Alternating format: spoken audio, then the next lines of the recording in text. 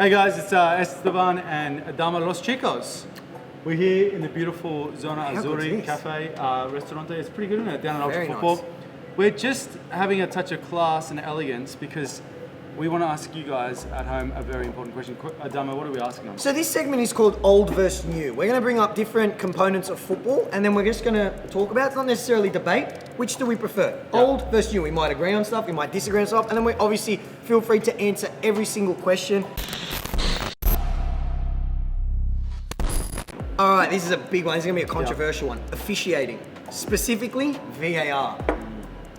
All right, again, look, there are aspects of VAR that I think have its place. And I think we live in a world now where technology, if used right, can be a great tool. Hopefully that's what we're doing here. Yeah.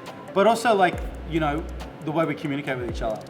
And I think on some level, technology has a place in the game. Absolutely. But not on the level it does at the moment. At the moment, it is the overriding factor You know in what football. my favourite thing was that they brought in? They brought it in recently, the watch in the Premier League. If it crosses the line, your watch goes off. It doesn't interrupt play, it's so quick. I thought when they brought that in, that was one of the best inventions in football. You know another thing, it's not really technology, the spray. Yeah. The spray for the free kick, mark the spot, mark the wall. Yeah. Simple stuff like that. That stuff's good. Come on, end of the day, Esteban, it's sport. Yeah. There's going to be a margin for error. That was the beauty of football. Like how many moments, the hand of God goal, Lampard's ghost goal in the 2010, like bad decisions, it's just a part of it. I don't need every single decision to be right. There has to be an element of human error. And what I can't stand, and it's not football at all, but it's becoming football, is the waiting around. A goal.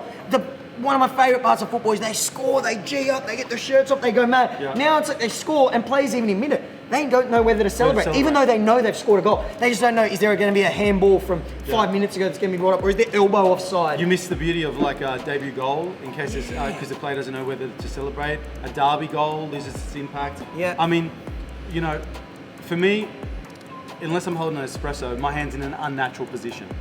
So you're going to tell me I'm in an unnatural position via video? No, I don't think so. So for me, the technology, it's a no-go.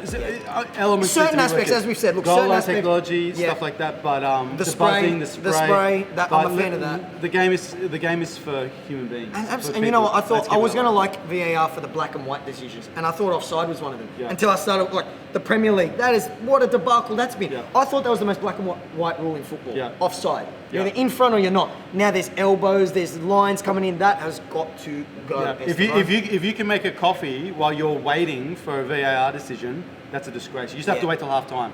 So let's leave that one out. Another massive modern phenomenon, social media. It's changed the world and it's also changed football. And look, I love social media. Yeah. This is posting on social media, so I can't trash it. One thing I will say about social media, and maybe it's just me personally, footballers when I was a kid were superheroes. Yeah. Gerrards, all those like Del Pieros, Tottis, these players were almost like superheroes. Yeah. You didn't see them anywhere else other than 442 magazine or on SBS or on Fox Sports. It was like exclusivity. You never see them. Now I see and I'm not the biggest fan of him anyway, but I see Pogba fooling around with his mates and like dabbing and doing all this stuff and playing basketball. I don't want to see that. Yeah. I want to see you play football. Now the counter argument to that would be, they're players, they're just showing their personality, they're not robots, but it gets rid of that superhero element. Nah, I mean, it's to quote Roy Keane, it's nonsense. And I do take a bit of a Roy Keane stance on this one. There are players that are famous for not playing football, and I don't like that. I'm like you. When I was a kid, here's the thing: when Del Piero came to play for Sydney FC, I remember seeing him and I was giddy. Yep. I was giddy over this guy. Now, to be honest, if a player of that stature was to come out here, I'm not moved by it. No, exactly. And in some ways, I like the access. I like particularly when you see them doing training drills or talking about the process. I like that. I like seeing the match day stuff, even when they're traveling. And I think social media again has its place. It's a bit like VAR, but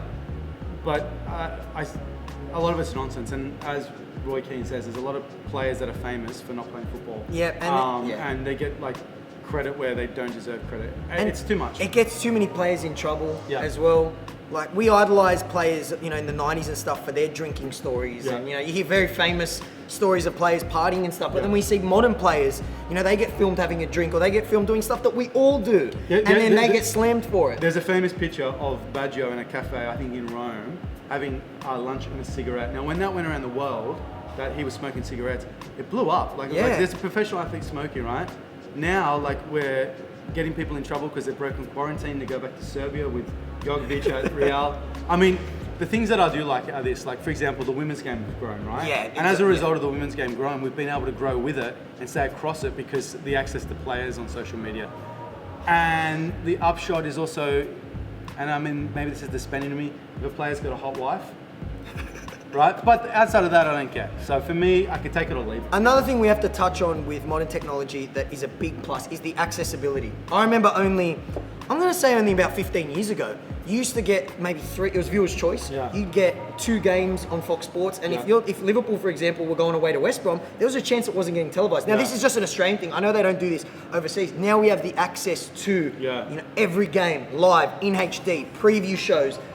We get a lot of our information, you and I, from podcasts. Yeah. I listen to a lot of podcasts. I listen to a lot of YouTube clips from Sky Sports. There'll be little clips. So that's definitely a big plus. I think, like, you know, you've touched on a really good point there. Like, I mean, the access is super important to be able to do that. I mean, the other thing is this. Adamo might watch a match because he's a fan of a team, and I might watch a match because I'm a fan of a team. We meet up, and I say, did you watch El Clasico? And he goes, no, I was watching a Merseyside derby. So then that's it. That's the end of the convo. I can tell him my experience and he can tell me his, but we haven't had a shared one. Where back in the day when I was younger, you turn up at training and someone would say, you see Liverpool versus Man United? And you talk forever and ever about the ups and downs in that match, right? All the decisions. So, and even if it wasn't a big game, you know, you were all watching the same match. There's a part of me, and again, it's probably showing my age, but I do miss that. I do miss when you weren't spoiled for choices, when it was the match of the round, you know. So. And it's almost made fans lazy because now they can just catch the mini match, or they can just catch highlights, and like, it's so easy. It's not, I remember you do get more content, but you don't get. I remember like Fox Sports News, for example, they used to have like a 2-minute segment and it'd show all the goals of the Premier League. And if you missed that, you'd have to wait another half an hour for it to show again. I remember just sitting there and you'd wait and wait and wait. Whereas now you wake up, bang, click. So that is obviously I view it as a plus. You view it as a bit of a negative and a plus. So you get upset when the mini match isn't loaded up yet. Exactly. You know, it's like, hang on, it's been a couple of hours. Where is my Champions match? And look, you and I have been in an Optus studio, and we've seen those little people just chop, chop, chop, chop, chop. It's a crazy industry. Crazy thing. So what else? Pros? Yes and no's. Kids. Camisetas. Yeah. Old school kids versus new school kids. Old school versus new. Look, one thing I will say about new school kids, they're very flattering on the rig. Yes. They're not like parachutes like they used to be. However, well, there's an arc, and I think the arc's worth talking about. So when we're talking about kids, we're talking about old school, 50. Well, you could go 20s, right? In the original days. I think there's the English game on Netflix is showing some great kits, right, from back in the day when they were like rugby jerseys. But then you had like what I think is style, when it was like the 50s, 60s, and 70s, where it was tight. It had some nice collars. You know, they were pinned inside the fabric, or it was just blocked colours, or Juve was just black and white and no sponsors. Sometimes even no badges. I like them. But then it spiked in the 80s and 90s, where they were like almost too big. Like again, Baggio with an oversized Azzurri kit, or you know, any English football team from the 80s and 90s, like Robbie Fowler in a Liverpool jersey is way too big. Now you're buying these retro kits too big because you want them to look like that. And now I think, you know, what's great is they found a nice middle ground. Like if we think about, like, say, the AC Milan kit this year, it's a throwback to an old Milan kit, but with a new cut by Puma. You've got like the Barcelona kit, which is poo, but the Cruyff tribute one, that's nice. I think teams now are understanding the value in retro kits, and they appreciate the market for it. You see, like Nike smashed it with those third retro kits. So we're definitely acknowledging now that people love retro kits. My favorite era, I'm not obviously as old as you, is that late 90s to early 2000s. This is a 2002. That era of kits is the perfect blend, a little bit baggy, you know, badges. So it looks like a little bit like a modern jersey, but then there's just, it's just and beautiful. And then the sponsorships look cool, and they were cool. They weren't like they were sometimes like they were just like milk companies, or they were just or like the a local cigarette business. company or something like that. You wouldn't get away with that now. But it was now it's all commercial stuff. It's big business, and you can and make it that what you will if you want. They're very tight discussion as well. You need to make sure you're doing your sit-ups, otherwise they can be a bit unflattering. I think they're getting a bit out of hand with the sponsors. Like Premier League shirts now having sponsorships on it. You've got Serie A jerseys with sponsorships in the back. Yeah. It's getting a little La Liga MX, and I think like it looks cool in La Liga like a Mexican MX. league jersey, just it's just all they're sponsors. just billboards. Yeah, I get a bit worried it's going that way, but other side of the coin, then you get a drop like Nigeria last year. You don't have to be a Nigerian to love that kit, and some of the kit that around the kit, the tracksuits, the jackets. It's some of the EA stuff is epic. So I mean.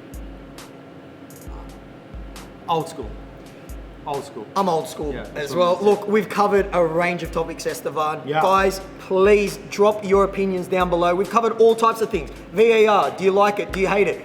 Jerseys, accessibility, all this type of stuff. Old versus new. What do you hate about modern football? What do you love about modern football? Let us know below in the comments. I'm Adamo, this is Esteban. We could talk all day, so we're going to let you go. Salute a tutti. Ciao! Salute.